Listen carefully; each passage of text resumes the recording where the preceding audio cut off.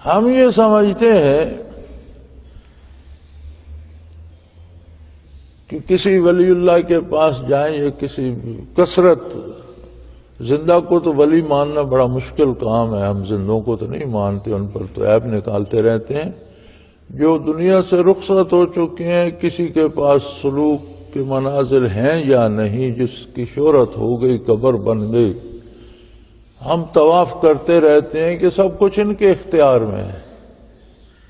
ہم یہ سمجھتے ہیں کہ صاحب قبر ساری مصیبتیں حل کر دے گا، حالانکہ اصول یہ ہے کہ جس کے جتنے منازل ہوتے ہیں وہ اتنا اللہ کی عظمت میں فنا ہوتا جاتا ہے اور وہ اللہ کی رضا پہ راضی ہونے والا ہوتا جاتا ہے۔ جتنے منازل قرب کسی کو نصیب ہوتے ہیں، اتنی اس کی زبان بند ہوتی چلی جاتی ہے۔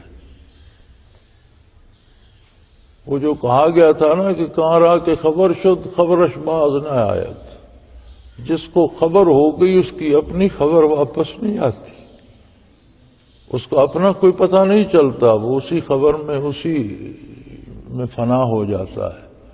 تو جتنا کوئی اللہ کے قریب ہوتا ہے، قرب الہی کا کمال یہی ہے کہ اسے معرفت الہی جتنی نصیب ہوتی ہے، اتنا وہ اللہ کی رضا میں فنا ہوتا جاتا ہے، اتنا وہ اللہ کی رضا پہ راضی ہوتا جاتا ہے، اتنا وہ اپنے آپ کو کچھ نہیں سمجھتا اور سب کچھ اللہ کو سمجھنا شروع کر دیتا ہے۔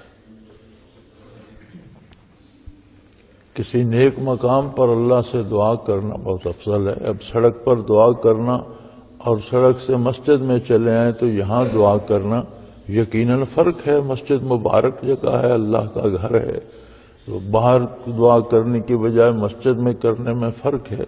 اسی طرح کسی نیک بندے کے مزار پہ بیٹھ کے اللہ سے دعا کرنا تو بہت مبارک بات ہے۔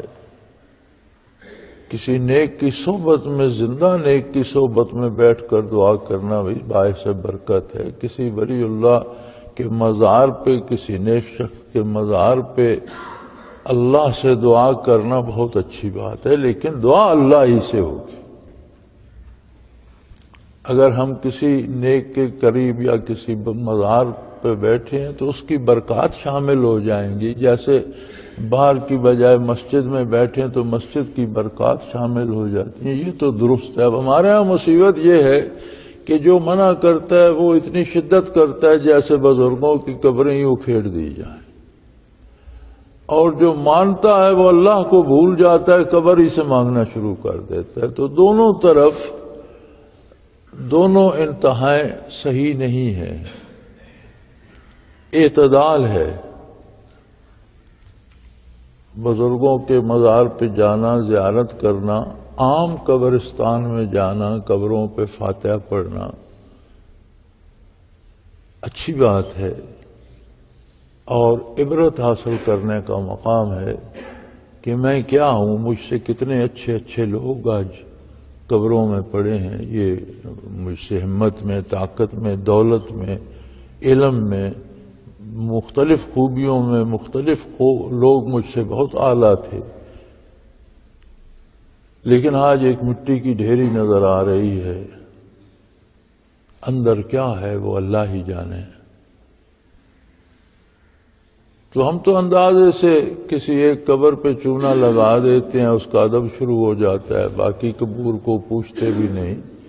ہر قبر کا احترام ہے، اور ایک حدیث پاک کا مفہوم ہے کہ اگر ایک طرف آگ اور ایک طرف مسلمان کی قبر ہو تو آگ سے گزر جاؤ، قبر پر قدم نہ رکھو، اتنا احترام ہے۔ اسی طرح قبر کو توڑنا، اس کا پتھر گرانا یا اس سے خراب کرنا جرم ہے۔ تو ہم تو بڑے مزے سے لوگوں کو دیکھتے ہیں قبرستان میں جاتے ہیں میت دفن کرنی ہے، ویسے فاتحہ پڑھنے قبرستان میں کم ہی جاتا ہے، کوئی شاید کوئی جاتا ہو، میں سمجھتا ہوں کوئی نہیں جاتا۔ جب کوئی مر جاتا ہے تو دفن کرنے جاتے ہیں تو پھر قبروں پر بیٹھے ہوتے ہیں، یا ٹیک لگا کے بیٹھے ہوتے ہیں یا اوپر بیٹھ جاتے ہیں۔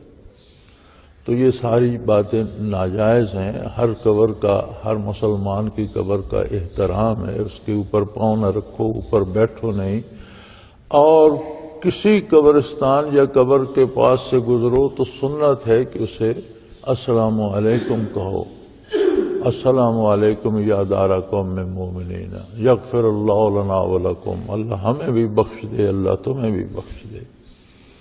تو سلام کہنا اہل قبور کو سنت ہے حضور صلی اللہ علیہ وسلم کی، لیکن اس کا یہ مطلب نہیں کہ جو اللہ کے کام ہیں وہ ہم سمجھیں کہ اللہ کی جگہ یہ قبروں والے کر دیتے ہیں، یہ درست نہیں ہے۔ جتنا جس کو قرب الہی نصیب ہوتا ہے اتنا وہ زیادہ ڈرتا ہے، زیادہ اللہ کی رضا میں فنا ہو جاتا ہے اور زیادہ اتباع سنت کا پابند ہو جاتا ہے۔